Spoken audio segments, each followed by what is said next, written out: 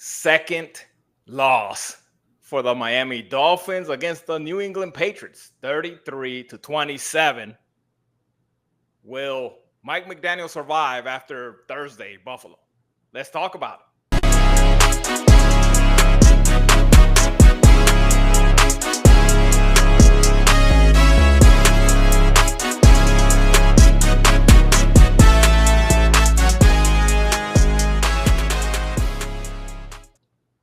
What's up? What's up? What's up? Fins family, Fins Up Nation.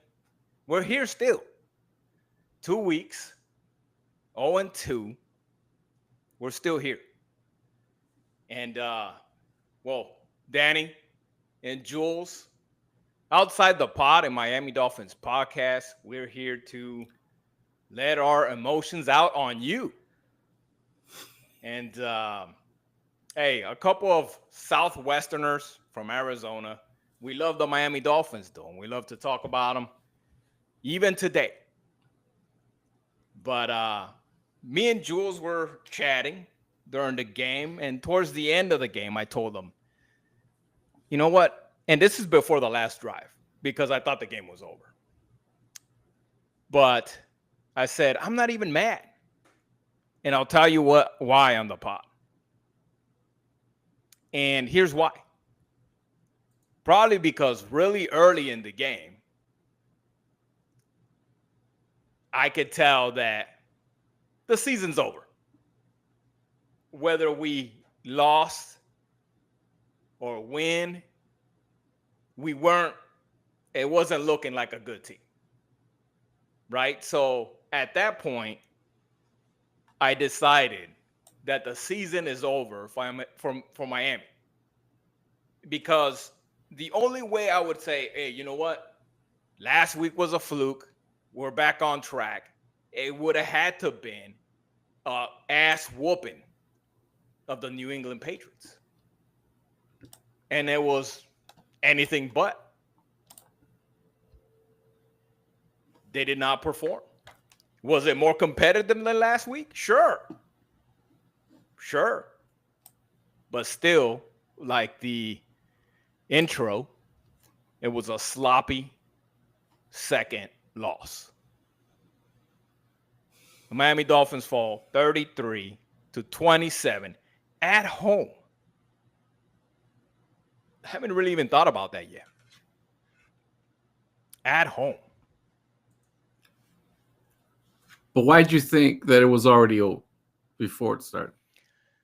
Well, not before it started. I said that towards the end of the game. The two unanswered points, the two unanswered touchdowns. Luckily, they missed two field goals, 2 extra points. So they kind of kept us, within striking range, right? Because it does make a whole lot of a difference, because all of a sudden in the half, right before the end of the half, we're only down a point. Right? But before that, two strikes, 2 unanswered touchdowns. And I could tell, and the offense wasn't doing anything. And the defense was not able to stop, not a thing. We were still in that streak of not being able to stop, not even the New England Patriots, who are still growing in the young team. They're still growing with a brand new, what kind of brand new? It's third stint for Josh. But Bravel's brand new coach, brand new offensive coordinator, brand new everything, basically. Drake May's second year. And we couldn't stop him. The one stop. I mean, they had more. They had like 3, I think, where they actually didn't get points. Actually, 2 only. Because the last one they did score, they actually were able to kick a field goal to basically, go up 6 at the end. But the one of them was what? It was on the Patriots. It was all the Patriots. Bad snap, 50 yards down the field. Yeah. Got lucky so before I let me step out of my let me step out of my my soapbox. And let you get on yours. If you got any introductory rants before we start getting into some of the details of the game. Well, I can't even believe I'm saying this, right? But because part of me didn't want to believe it. Part of me was, thinking that we had something still. But I'm like you. Like part of me is really happy that we lost. I wouldn't say I was happy. Not to interrupt. I'm not saying I was happy. I'm just saying that Maybe it it's didn't not the matter. word. Right. Maybe it's not the word. Yeah. Relieved, maybe. I don't know what the word is because there's probably no word for this shit. Like, why would you be happy That's to a word. lose? But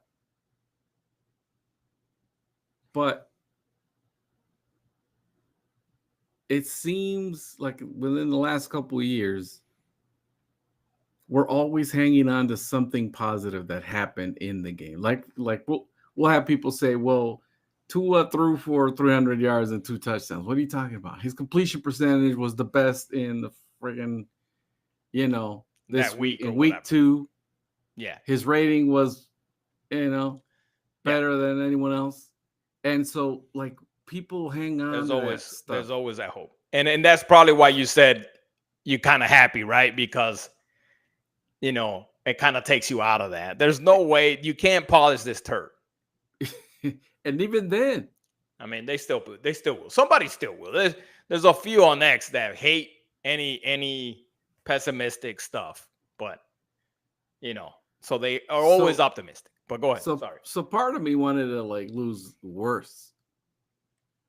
Because if you keep any ounce of positivity dragging along, and you drag it out the whole damn year, then it's at a certain point it becomes too late. At a certain point it becomes, we're status quo. We'll keep dragging on, and then suddenly, McDaniel, there was some injuries on the offensive line, but there's something there. There's something there. Let's keep him another year. Yeah. And we'll be good now. Omar Kelly posted a picture of I think it was Omar Kelly. Somebody I want to say, but I it saw was Stephen Ross like, just sitting up there, just super, super upset. But I mean, maybe that's just his face. This is my impression right here. Maybe that's just his face. I don't know. Oh my god, dude. But how do you feel about the offense? Talk about the offense. Running game was, not there because again they left it early, and I'll let you start. But Achan ran for 11 for 30 yards, so nothing fancy to me. But he caught a bunch, right? He had a lot of receiving yards, and then passing, Tyreek Hill, 109 yards, finally kind of broke out, right? Did a little bit of his thing. One had to come back an extremely underthrown ball. And I get it. It was back foot to a Psalm. And to be honest, he was covered. If he would have thrown a good ball, it was probably intercepted. Mm-hmm. It was because he had to come back to the ball and the momentum of the momentum, there goes my camera, and the momentum of the cornerbacks or the DBs was going forward. They weren't able to turn back for it as well. Obviously, they were playing his hands. He turned back and caught it. And so, I mean, that's a big chunk of the yardage that Tua got for his stat line, which really is only Tyreek Hill only deserves that. I wish they would do that, right? Hey, you don't deserve any of that yardage. That was all Tyreek Hill. He came back for the ball. Otherwise, he would have been intercepted. And a lot of it was H-N.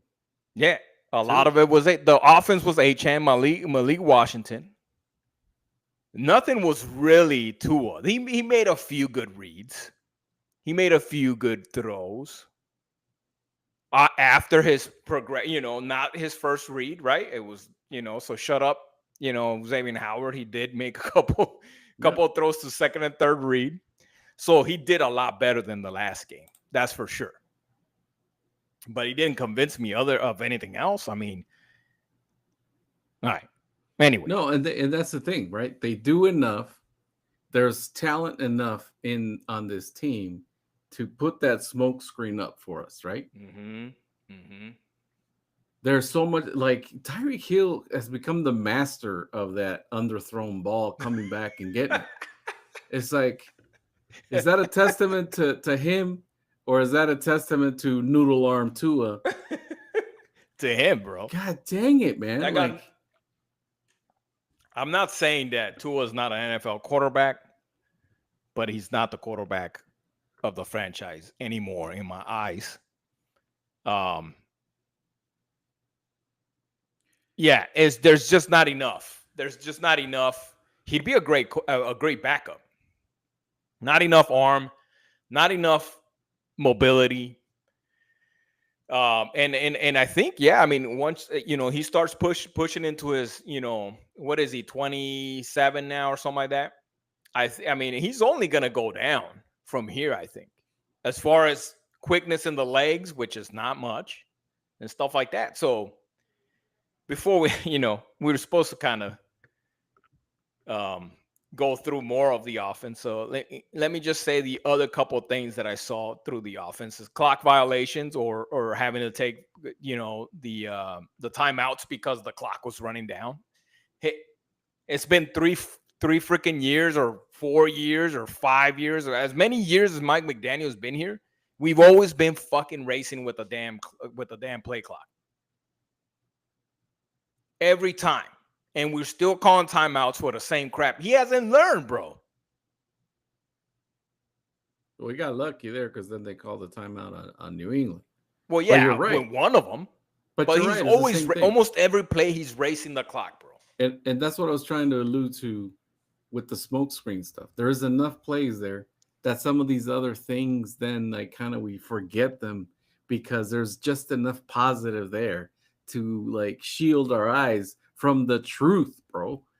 These mistakes are are you kidding me? These where you got a quarterback and a coach that have already been together for a number of years, and you can't still figure this out. Tua alluded it to that in the press conference, the post-game conference. He's saying the same thing. I'm gonna go talk to McDaniel, figure this out. Yeah, that's exactly. He's almost throwing him under the bus right there. Drake May and Josh McDaniel are not saying that. No, they're not. Yeah, they're way more in sync in their first year. Well, Josh McDaniel's a really experienced. Well, yeah, he is an experienced offensive coordinator. Yeah, but still, it's their first year together, bro. Well, yeah, that's true. Clock violations and holding penalties. We got definitely a few of those as well. But I'll say this about the offensive line, man. I think it wasn't the greatest play. Obviously, there was a bunch of holding calls, but I could have imagined worse, bro. I imagined worse from Borum and Keon Smith. I think you're right. Not mad at the O-line, to be honest with you. Not mad at them. Yeah, I thought it was going to be worse, to be honest. I thought they held their own. I mean, they did. The rush did probably a little bit better against Geno Smith last week than they did this time. So, I thought they did okay. The running game wasn't as good. I mean, they mixed it up with Malik and everything. When you said Geno Smith, I was like, who were we playing last week? Indianapolis. No. I'm talking about the Patriots rush against the Raiders, right? Against, yeah. I thought you were talking about us. I was like, wait a minute, who do we play? No. I'm talking about their rush Yeah. did better against Geno Smith last week than I Mhm. thought they did against us. I thought they had more pressure Yeah. against Geno Smith. Yeah. But I mean, they got at the end, they got a couple of stops. You didn't hear Barmore's name much. You didn't hear Landry's name much until a the couple end. times. Until Yeah, in the end. In the end. Yeah. But they were able to hold them pretty well before that. But in the end, they had key stops. Yes, like they should. But yeah, I mean, some goods on the offense, right? We already talked about. Well, let's talk about Malik Washington as he returned a kick return towards the end of what was it? Towards the somewhere in the fourth quarter, wasn't it? Yeah, in the middle of the fourth quarter. Yeah. Yeah. So There were 7 minutes left when both return touchdowns happened. Uh-huh. So yeah, go ahead. Like I said before, Malik is dangerous, man. He's a dangerous man. Yeah, I mean, he's a threat. And look at this stuff here, man. Right here. He almost made him think like, "Oh, you got me," and no, you don't. Turn on the slippery. Yeah, amazing. And I told you in the chat what we were chatting together is that Malik Washington and Devon Achane are the heart of this team right now, for sure. At least in the offense, if not the only players that I feel are putting their whole heart on on their sleeve. They're playing football, bro. If you've seen somebody else besides them, let me know. But that's what I'm seeing right now. Waddle had some good catches as well. I know Tyreek Hill did. He's gonna get him killed when he's gonna get him killed though. It's been like that, right? Those are like kind of like the Waddle specialty, which is kind of down the middle, up high almost every time. He always has to jump for the ball, and he always gets nice little hits on him as he's coming down with the ball. But I mean, what can I say, man? I still think that they abandoned the run. They get a few runs that they get stuffed at the line of scrimmage, and that's it. You know what? I'm going for quick passes. Or they try a sweep, they get stuffed. Okay, I'm done running the ball. I'm just quick passing. Try Malik Washington. So they abandoned like the middle run so quickly. And it's just I feel like it's so easy for defenses to kind of start getting the game plan. They did a little bit better, but if it was when it's a better team like Buffalo, it's not gonna work. It's not gonna work as good as it did today because they're gonna see it coming. As soon as we stop 2 runs down the middle or a couple of sweeps in your running game, I know that you're going to stop running the ball. It just seems, if I was a defensive coordinator, we get a couple of stops early in the game on the run game, and then guess what? They're probably not going to run the ball hardly ever again. So and then on top of it, Ali had his penalty, right? His motion penalty. Mm-hmm. And I think they took him out of the ball. As soon as that happened, they took him out of the game. And I didn't see him out there after that. You're right. And I don't understand why. No, I don't either. I don't understand why. Put him in the game. At least you have that finta. Again, this key word of this season. You could have that finta. Like you could fake them out thinking that we're actually going to run down the middle. Because you got Ollie Gordon in. They're like, oh, crap, they got the big back in.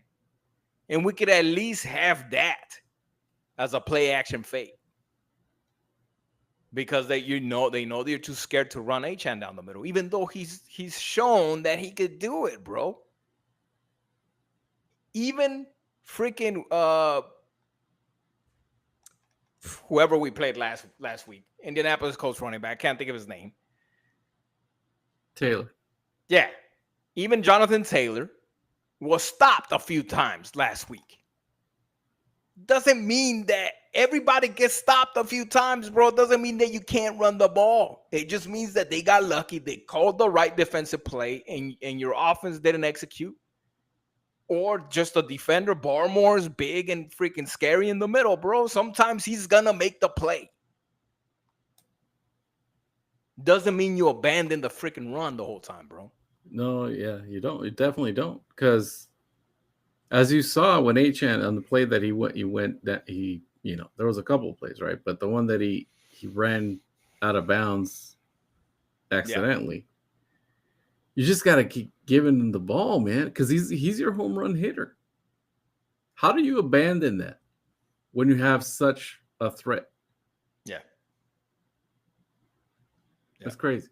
Even in the passing game. Keep running it and then give them breaks with Ollie. You act like Ollie is not good enough to give him breaks. He had a couple of good runs. And those are the body punches you need. Yeah. Especially I don't know, man. Guys like Barrymore, stuff like that. That's how you stop them, man. You'd run Ollie down their throats every few times, and then you make them chase Devon. Imagine that. You're trying to chase Achan from behind. You're coming back to the huddle, winded, and then smack. Here comes Ollie Gordon to keep you right in the mouth. The middle. Yeah. I mean, dude. It's like you got the perfect ingredients. We don't know shit about football, man. And I feel like we probably have a better strategy than them, Mike McDaniel. I don't know about that. but if at least we saw them trying it, I would be like, oh, okay, well, that shit. Well, at least they tried it, right? And if it doesn't work, it didn't work. But it was working, though. But it does. It's gonna work, bro. Guess what? You know how the way and I was thinking. Be patient with it too. Yeah, and I was thinking. A boxer. I don't want to talk about boxing, bro. Crawford beat the living breaks. No. But it is like boxing, though. The body shots in the early rounds, you're gonna seem like you're losing the match, right? You're body punching, and then towards the end, you go for the head because now the guy is weakened out and he's Yeah. So, but you got to keep. There's a patience involved. It's a method, right? They talked about the New England Patriots balance in offense. Mm-hmm. And they started to tire out probably because of the sun, so they weren't as well oiled towards the in the second half of the game, and that's why we got a couple of stops. But because they were good, it's Miami, you're cooking out there, man. But when you look at their pass run, it's balanced, bro. It was like I know that there was a point where it was 11 and 10, 11 passes, 10 runs. And Stevenson was mashing us, bro. A power back. Yeah. He's a power back. He was freaking mashing us. Anyway, moving on. We'll talk about defense. We talked about it. 2 stops. We kind of mentioned it. 2 stops. One of them was on the Patriots. We had on one of them, we had the return that we just showed from Malik Washington. 1 sack from Chubb towards the second half again, because the sun probably beats them down a little bit. And the big guys on the front, they get a little tired. So towards the second half and towards the end of the second half, we did get the rush a little bit started there. Chubb went out. I'm sorry, not Chubb, but Chop. Chop Robinson was out with an injury. I don't know what the latest is on that right now. But that could be scary. He did jog away. That doesn't mean much because, sometimes they're not as, certain tears in the knees and stuff like that are not as painful, but it does need to be surgically repaired. But as of right now, I'm kind of optimistic that maybe it's just like a sprain or something, and maybe he sits out for a while. Just at least, maybe we won't see him for Buffalo, but after that, hopefully, if it's just a sprain. But again, the Dolphins defense was not able to stop, like I said, a very young New England team. You know, Stephon Diggs is not what he used to be. I saw that, right? Um, he's still okay, but he's not the Stephon Diggs that was in Buffalo after his injury. And Booty, we kind of held them pretty well besides that touchdown catch, which was very good touchdown catch. Mm-hmm. It was very good. So, you know, what are you gonna do? People are gonna make good catches on you, and you can't blame that on the defense. But at the same time, still, man, still flat. Did we, in your eyes, are we overestimating what some of our players could do? Is Chubb not that good? Is Jalen Phillips not that good? Is even Zach Sealer, who we just paid, not that good?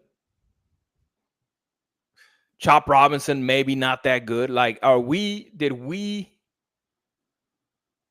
give them too much flowers? And now we're seeing, or is it just a scheme thing?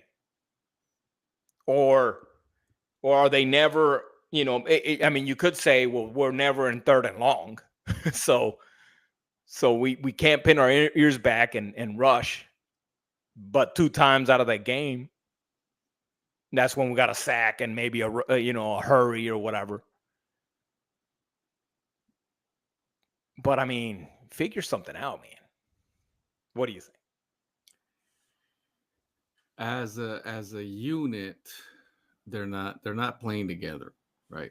What I see is individual mistakes, and so the unit can't sustain when you have so many individuals doing the wrong thing.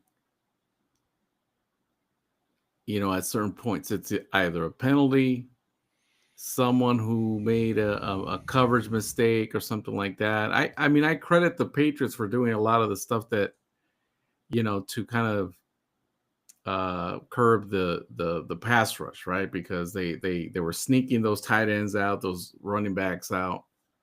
They were sneaking them out the back door, and they were wide open a lot of times. And I thought they threw a very good pick on that first drive, where the running back, was it the running back or the tight end? I can't remember. They were wide open. So they were running that game plan was perfect, right? But I did see some coverage mistakes. I did see some people maybe not going 100%, which sucks. When you ask about Chubb, or when you ask about just all the players in general, did we overestimate? I don't think we did, especially now with players like Chubb or Sealer or Chop Robinson. I'm a little concerned about JP, that he hasn't had the presence that we kind of expected, right? Yeah, before his injury. Yeah. Before his injury. I'm a little concerned about that. I'm a little concerned about, I've seen him in coverage too much. And why is that happening now? Suddenly, all of a sudden, I seen him like chasing down tight ends and trying to cover wide receivers and stuff like that. I guess somebody has to, Well, yeah, but that I don't remember seeing that so much. And maybe that's part of it. I'm not saying that's the problem. I'm just trying to figure out why we haven't had production from JP on the pass rush yet. And the other guys, I think Chubb has been making a lot of plays, even in the running game, chasing people down from behind. I've seen him fly all over the field. The other concern I have is why haven't we seen Willie Gay more? As soon as he gets on the field, it seems like he makes a play. Yeah. And like, why haven't we seen him more? I don't know. I mean, Yeah, I mean, I don't And know. then some of those plays that they were doing at the beginning, where when they were sneaking tight ends and running backs out of the backfield, and they had some big plays, he was the one that made a big play on one of those. Right. As soon as it came in, big play, tackle for a loss, right away. Yeah. Made a good read. Did a TFL. And so, I mean, those guys are the ones you got to reward, man. Give them some playing time. They got to be out on the field. But yeah, to answer your question, I don't think we're overestimating. I think we have guys that get frustrated with other individual players maybe having some mental breakdowns on certain plays, especially on critical plays, third downs, fourth downs, and we get a penalty or we get, a coverage issue. I still think Melifonwu should not see the field for a while. And I think he came out of the game limping on one of the plays. I don't remember seeing him in the second half at all. Yeah. Or yeah, I did see him in the fourth quarter, but after that, like in the last 6-7 minutes, I didn't see him out in the field. But anyways, I think it's more that than overestimating guys. Yeah. I mean, it's coaching, you think?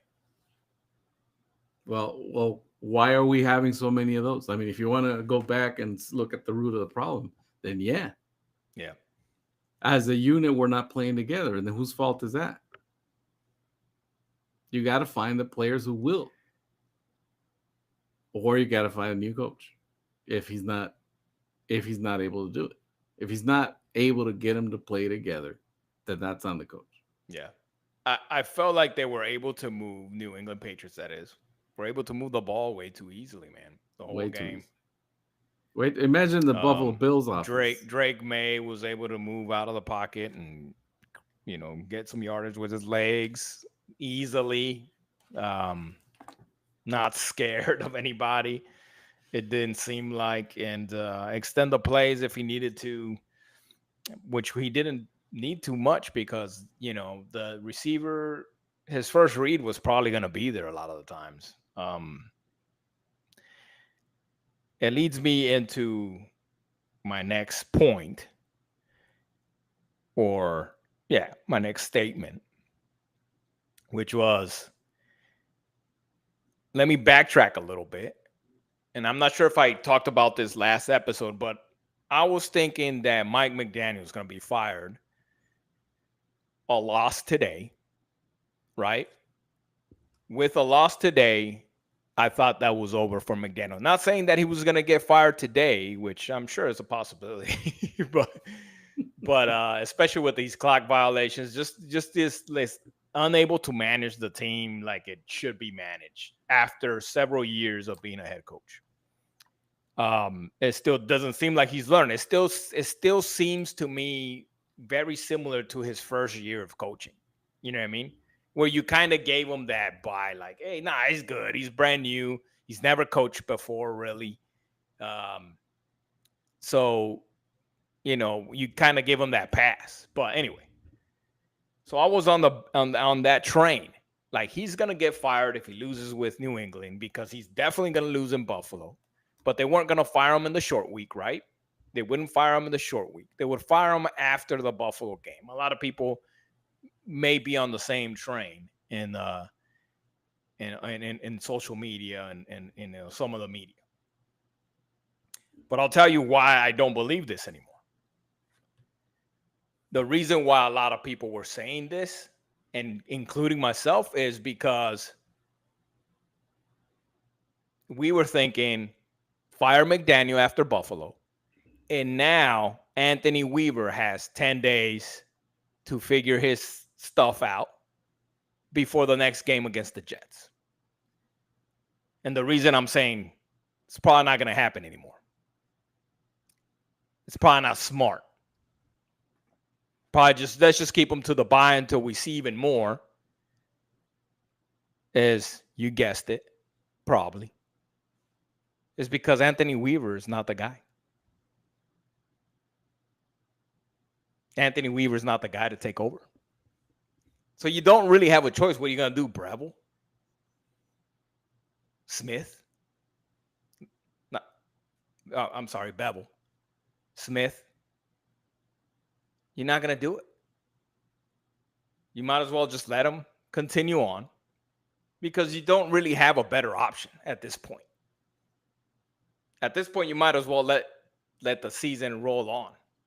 Probably complete the season.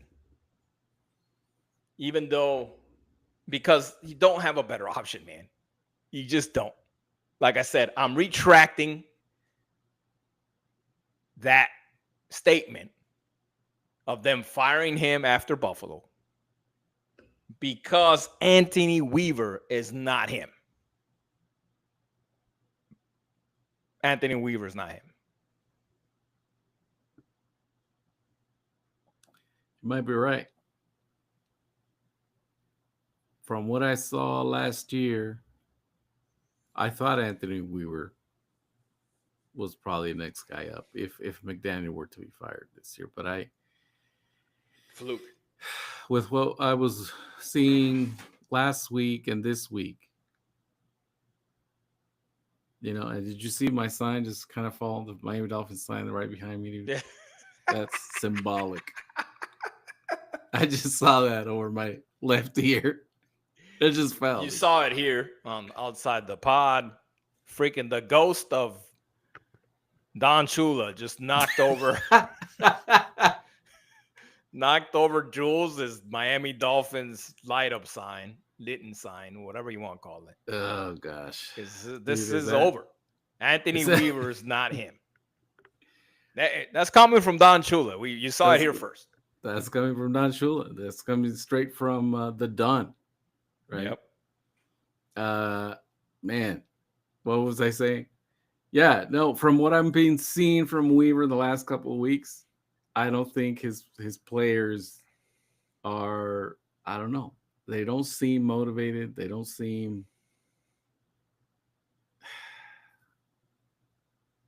That sucks, man. It's your job to get the best out of your players, bro. And it's not happening. It's not happening because we know there's talent on that line and it is not, which is not getting wrung out by the coaching. They're not giving it everything they got, bro. They're saving it for whatever. They're calling their own thing. They're doing their own thing, like Chubb says. He's probably going to say that shit this week too. Like, they're going to, if I was Omar Kelly, hey, Omar, if you're listening, ask Chubb when he gets up there. Or Allen. Ask Chubb, like, hey, were you doing your own thing again this week? I want to know. Because again, like we talked about last week, that means that they don't trust the scheme that the coaches are giving them. The plan that the coaches are giving them is not working. So they're going and doing their own thing. They're trying to make $1 out of 15 cents.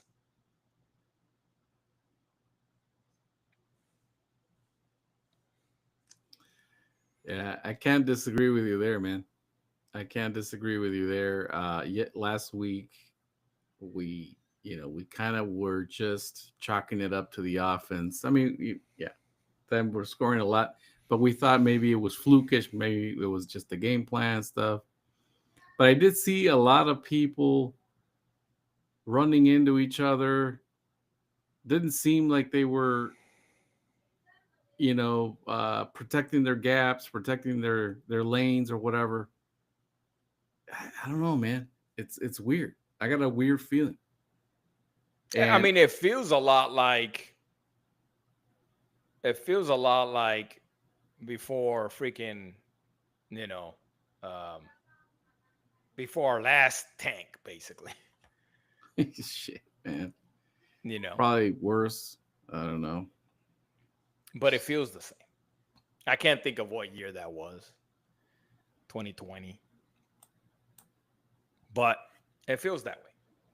Let's spend the next 20 minutes, since this is a short week, and I don't think either one of us will probably have enough time to kind of do another episode on previewing the Buffalo Bills. So let's spend the next 20 on what we feel about the next game.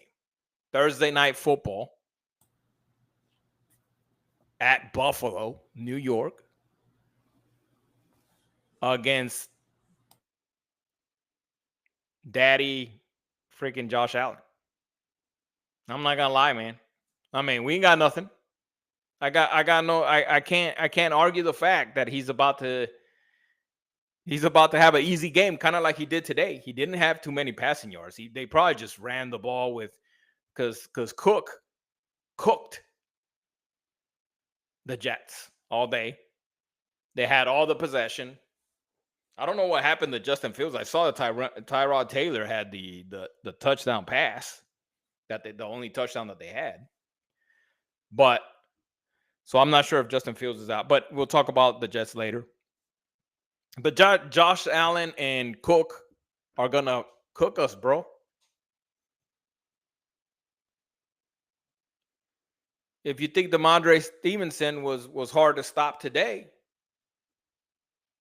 think about two of them that are heavy, power, fast.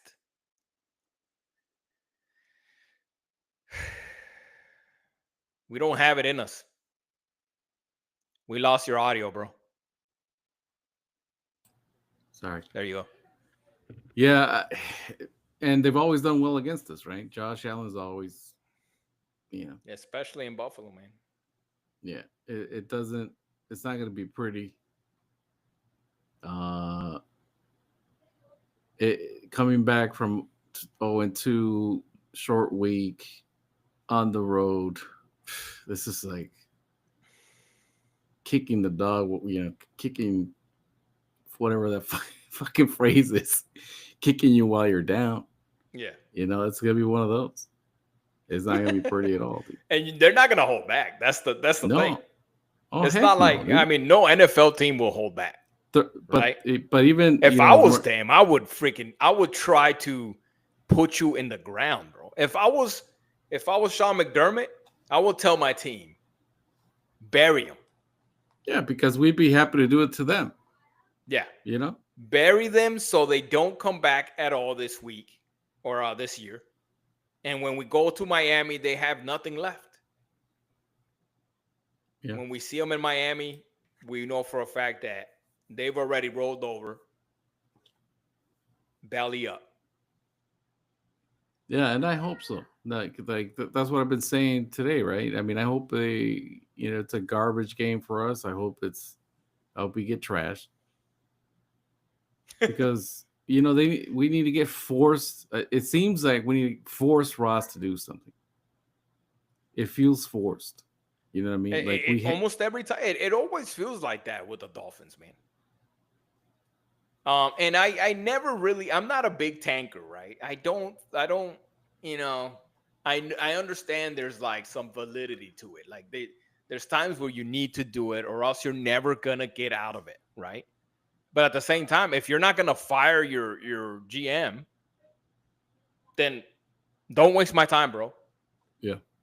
Don't waste my time. If you're not going to fire Chris Grier, do not waste my time freaking acting like you're about to tank for the first round pick, because the current coach and the current GM and the current staff would just destroy another Lamar Jackson if we get one in the draft. I retweeted Dougley Do-Wrong's freaking tweet earlier, because he was talking about how Miami is ruin quarterbacks. And I retweeted it and I said, yeah, I asked the question, do you think that if Miami would have picked up Lamar Jackson, that they would have ruined him? And he replied and he was like, absolutely. And I totally agree. I totally agree, because would he have made plays? Yeah, because he's that talented, right? He could move. He's got a good arm, and he plays hard. But I think he would have either gotten injured. We would have deflated him because we wouldn't have gotten nobody around him that was any good. And we would have lost him to free agency. Yeah. Soon after. Right. We would have ruined an MVP quarterback. Maybe he would have willed it. At least to maybe a couple of playoff wins. He could have willed it. You know what I mean? Maybe he's that good. I don't know. I mean, I would have liked to seen it. At least. But I think they would ruin anybody. And that's why I'm saying they do not waste my time. You need to get a GM that knows what the hell he's doing. And you need a head coach. More importantly, you need a head coach that could get everything out of his players, that could manage the team, that could create good game plans on both sides of the ball with his recommendations to his coordinators. And get everything out of the team. I mean, just flat, man.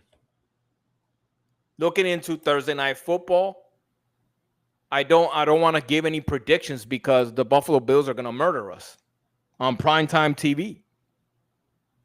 I'm surprised they haven't flexed it. I didn't even think about that. I'm surprised that, you know what? I mean, I don't think they could. Because they can't. Right? It's because they can't. They can't. If they could, they probably would, bro. Because they know this is gonna be a murder. I hope it is. They would move. I hope it's a murder.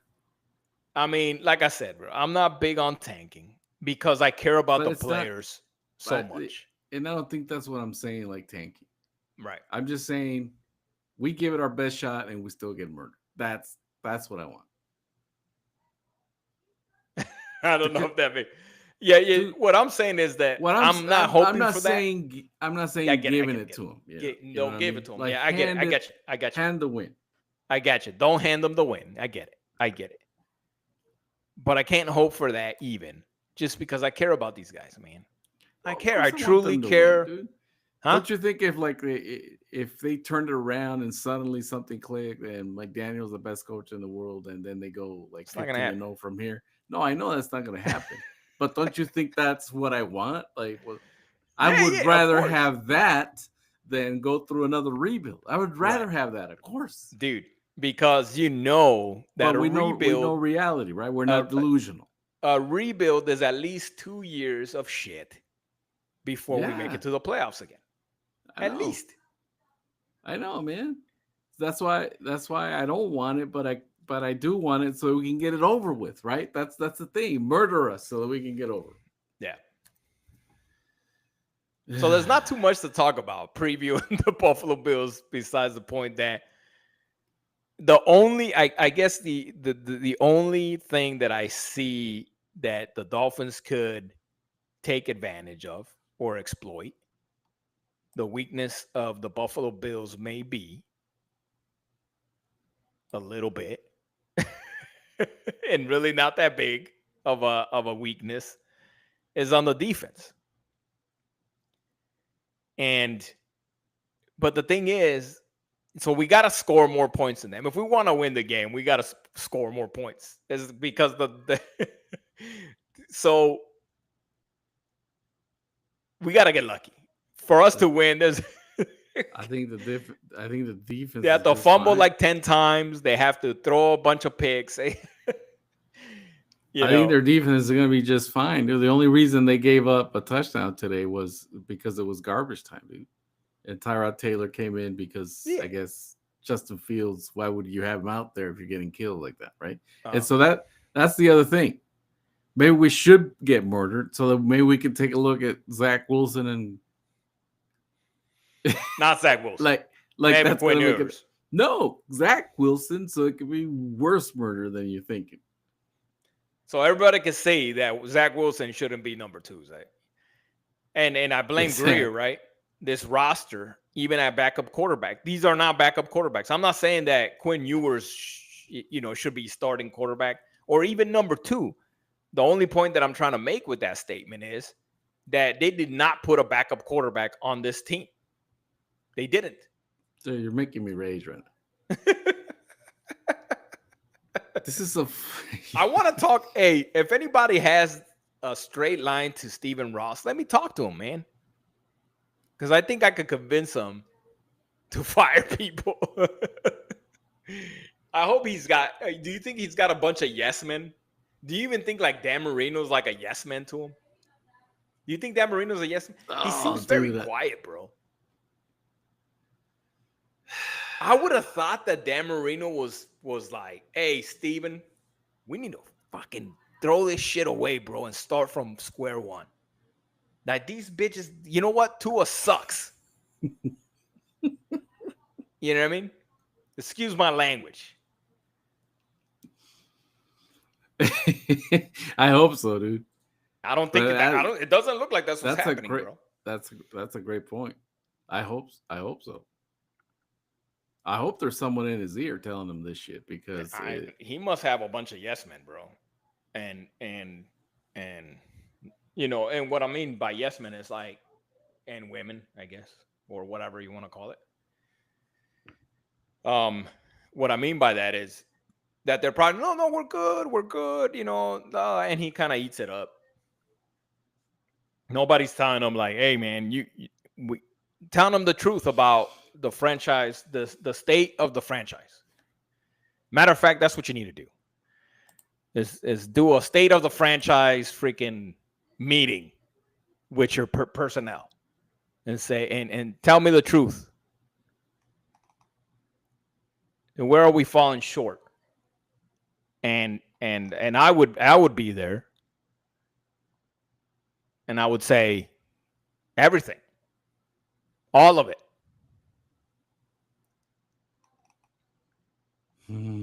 At the very minimum, you gotta fire Chris Greer, you gotta fire Mike McDaniel. And don't be hiring no dang whiz kid. It needs to be a football guy. It needs to be a Sean McDermott. It needs to be freaking, just freaking a football guy, man.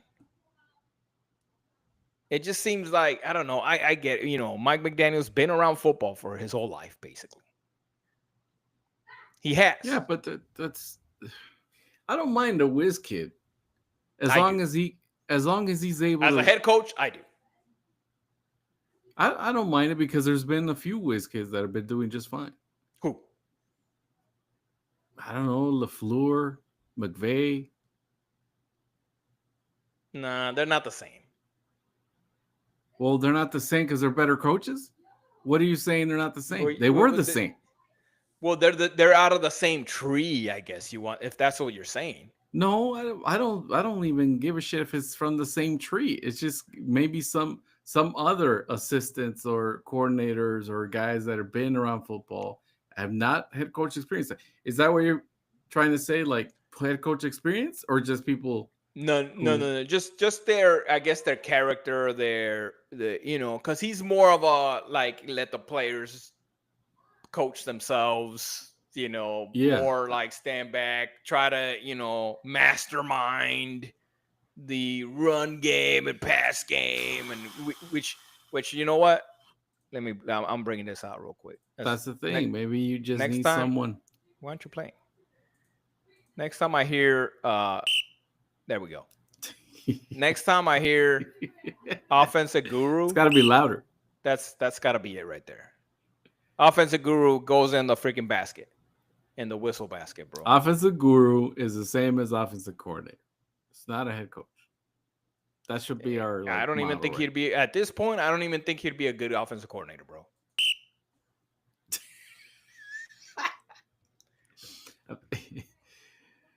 Anyway. No, maybe you're right. I don't know. I think he could. I think he's just not a good leader of men and women. Whatever. Well, there's no women in football, so that's fine. I think it works. There's playing, you mean? Playing. Yeah. I mean, I guess you'd have to lead even your, I don't know, if you have any women in your staff. I'm not sure. I'm sure you have water people. Yeah. You have training. You have training staff. We need to get out of this road real quick. What else we gonna talk about, dude? No. So yeah, that's it. That's it. We're good. But I do want to hear from you before we close this out. Is how do you feel about McDaniel's firing, or like what do you think is happening? Your predictions on who's running the rest of the season. I have no idea, dude. Who do you have in the building that's gonna do anything? I mean, and do we want them doing anything? I guess not, because it doesn't matter. It doesn't matter. Like if you're firing McDaniel and bringing whoever, Smith, Bevel, Weaver, all right, the water listeners, outsiders, cheerleader number 17. Yeah, we're chalking it up for the rest of the season. We'll pick it back up next season. In the offseason, maybe when around the draft, that's when you'll see our next episode. Because this thing is over, bro. Good. No. Buffalo fans are gonna have this on their feed next week because we've already thrown the towel. Right. I mean, I hope we're wrong, right? I hope, like you said, Mike McDaniel somehow freaking, I don't know, Hope is killing us right now, dude. Hope is killing us right now because it's dragging ass right now. Right. Well, there's people that shouldn't be hoping for anything, right? Like, I mean, a Buffalo loss is gonna happen, and at that point, just fire everybody, man. Just fire everybody. Screw it. Let Anthony Weaver take the helm just to send a message, because we know he's not going to do anything. He's not going to do. It's not him. But let's do it. Let him play with Buffalo. Let him get smashed. Fire him. Put Anthony Weaver or Bevel or Smith, whoever you can. It doesn't matter. And that way you send a message. Trade all your good. Trade Tyreek. Trade freaking whoever you can to get picks, to get help, to get whatever you want. I don't know. I don't know what the answer is, but it's looking bad, man. Anyway, we'll see you guys. Sorry to be crapping in your cereal. We'll see you guys next week after the game, because we kind of already previewed. There's no need to preview the Buffalo game, especially on this short week. But we'll see. Let's talk about what's gonna happen after Buffalo, after we see what's going on with this week's short week of practice. We'll see you guys after the game next week. I hope you guys have a good one, or after the game on Thursday.